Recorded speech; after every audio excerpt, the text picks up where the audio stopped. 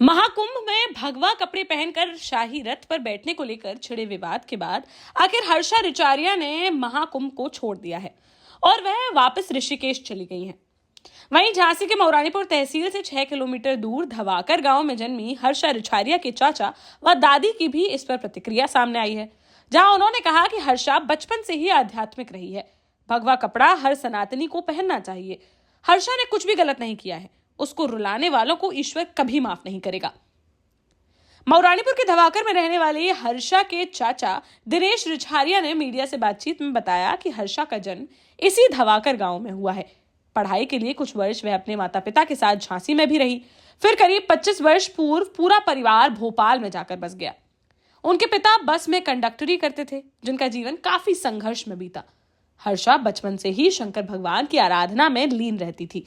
उसने महाकुंभ में भगवा कपड़े पहनकर कुछ भी गलत नहीं किया है। हर सनातनी को ऐसा करना चाहिए।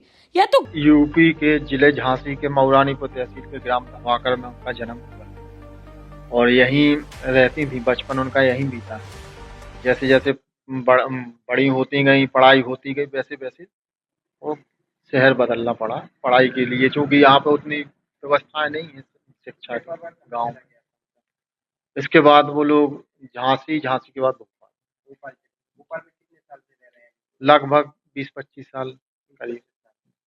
अच्छा, आपसे जानना चाहिए हर्षा रिछारिया की आध्यात्म के लेकर जिस तरीके से बताया गया, बचपन से हर्षा आध्यात्म। जी हाँ, बचपन से ही उसको एकदम जो है शंकर भगवान की आराधना का पूरा एकदम शौक रहा, शुरू से ही रहा। अब बचपन में वो करीब 5-6 साल में तो वो शिव चालीसा और शिवार्चन करना शुरू कर दिया।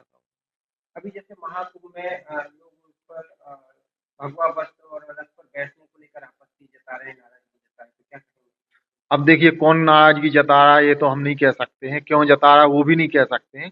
पर ये इतना जरूर है कि भगवा कपड़ा एक हर सनातनी को पहनना चाहिए मेरे हिसाब से तो, क्योंकि जितने भी सनातनी हैं उनसे सबसे मेरा यही निवेदन है कि सब अपनी पहचान के लिए भगवा कपड़ा जरूर पहने। वहीं हर्षा की दादी विमला देवी ने कहा कि जब हर्षा छोटी थी तो उसे भगवान की आराधना करना काफी पसंद था और वह खेलते वक्त भी भगवान के साथ खेला करती थी। थोड़ी बड़ी हुई तो पूजा अर्चना करने में उसका मन लग गया। पूरा परिवार ही आध्यात्मिक रहा है। महाकुंभ में कई बेटियां पहुंची हैं, लेकिन सभी हमारी हर्षा को ही टारगेट कर रहे हैं।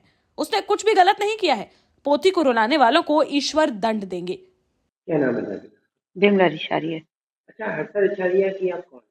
दादी हैं। अच्छा, बचपन से हर्षा रिछारिया आध्यात्म से जुड़ी थी या अभी जुड़ी? नहीं, बचपन से ही जुड़ी थी। कैसा रहा उनका बचपन यहाँ पे? बचपन में भगवान की आराधना ज्यादा उन्हें पसंद थी। खेलने में भी भगवान से खेला करती थी।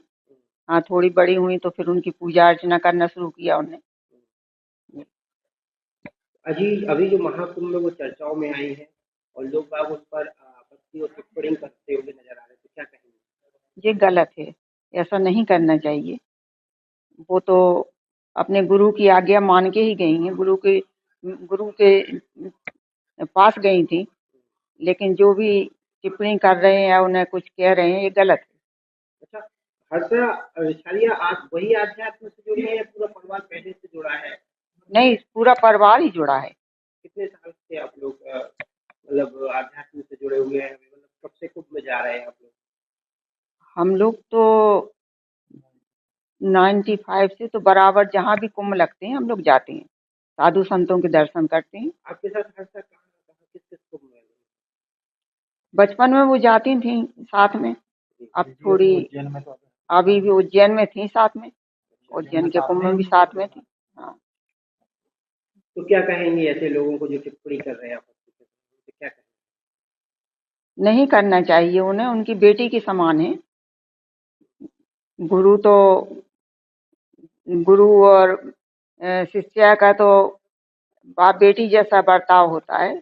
बच्चे हैं, ऐसा नहीं बोलना। देश का जाना माना सैनफिन ग्रुप आपके लिए फिर लाया है झांसी में वास्तु के हिसाब से फ्लोर प्लान सहित एक शानदार टाउनशिप, जिसमें सुरक्षा की दृष्टि से सीसीटीवी, एक ही ग्रैंड गेट से एंट्री और एग्जिट, चौड़ी सड़कें, parking, car wash area, senior citizen and international fountain parks, swimming pool, gym, badminton, tennis आदि courts, school, hospital, shopping mart आदि कई सुविधाएं। इसीलिए तो हम झांसी में लोगों की पहली पसंद। 12 साल पहले अपने स्टार्टअप के साथ ही योग्य नेतृत्व, अनुभवी टीम और सक्षम सेंट्रलाइज और उत्तरदायी प्रबंधन के बल पर सबको घर गुणवत्ता के साथ समय पर घर की योजना के तहत सैनफिन समूह ने बहुत ही कम समय में 1500 से ज्यादा यूनिट्स को दिया है कब्जा। समय पर डिलीवरी से हमारे ग्राहकों में बढ़ा है विश्वास और मिली है संतुष्टि।